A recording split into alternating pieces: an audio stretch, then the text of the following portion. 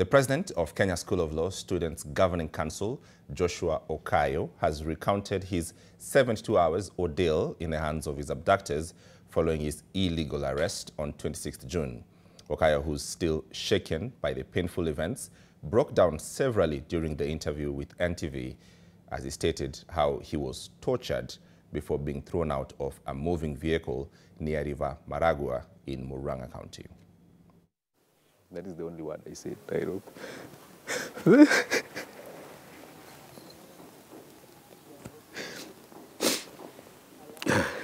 Not once, not twice, not thrice, Joshua Okayo, the student leader at the Kenya School of Law, was overwhelmed by emotions as he narrated his 72-hour ordeal in the hands of rogue police officers who abducted him on June 26th.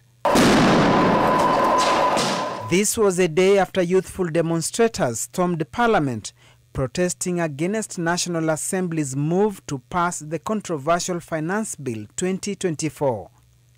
Okayo was among the crowds that consisted mainly millennials and Gen Zs and was prepared for any eventuality as young Kenyans who felt betrayed by their representatives and frustrated by their government risked it all to write a new chapter by their blood on Tuesday, June 25th, when protesters invaded Parliament.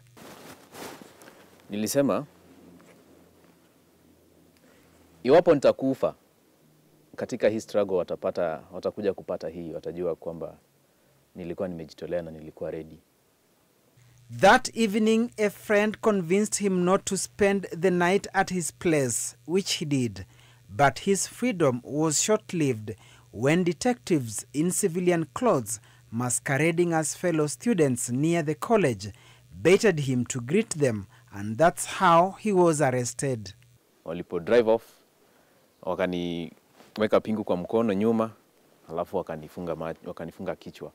When the cops began interrogating him, they wanted a disclosure of who was feeding the protesters with information on the issues they were raising, their financial in terms of t-shirts, placards, and transport. That is the first time nilijua reality kwamba abductions happen. Sasa wakati niliona sasa nimeingizwa mahali nikaachwa. Na hawakuniambia chochote, wakaenda. Wakakaa, I could not estimate really ilikuwa muda unatoshana aje. Lakini walikaa sana, waliporudi wakaanza kunipiga ankles na chuma. Wakiniuliza maswali, but the same questions, maswali the same too. After a few hours of interrogation, he was moved into another vehicle and bundled in the boot, driven for a while before being taken into a room. At this juncture, the student was hungry and thirsty. Okayo says the torture intensified, which broke him completely. It's okay. Yeah.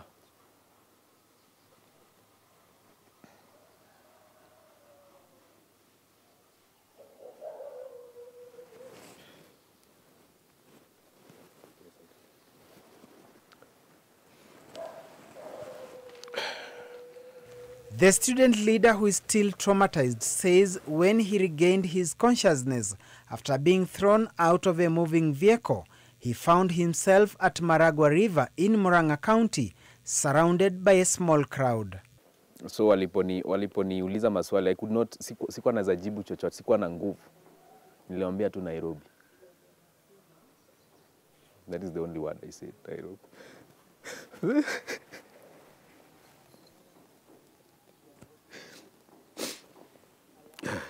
Duncan Haemba, NTV.